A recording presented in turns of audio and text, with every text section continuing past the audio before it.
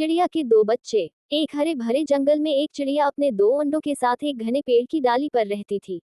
कुछ दिनों बाद उन अंडों से दो प्यारे से बच्चे निकले, चिंकी और मिनकी। माँ चिड़िया उन्हें हर दिन उड़ने और भोजन खोजने की सीख देती थी। पहला पाठ, धैर्य और मेहनत।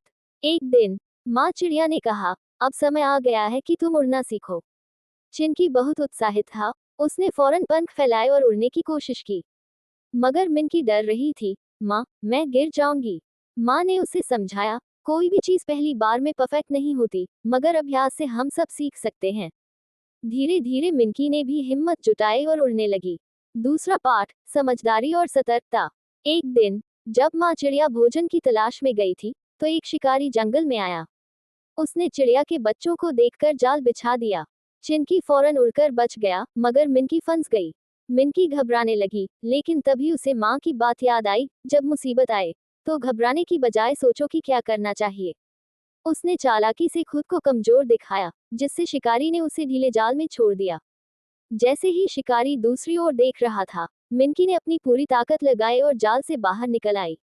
जब माँ चिड़िया लौटी, तो उसने मिनकी को गले लगा लिया और कहा, तुम दोनों ने आज बहादुरी और समझदारी का सबक सीख लिया। यही जीवन में आगे बढ़ने के लिए सबसे जरूरी चीजें हैं। उस दिन के बाद चिंकी और मिनकी समझदार और स्वतंत्र हो गए और अपनी माँ की सीख को हमेशा याद रखा। शिक्षा।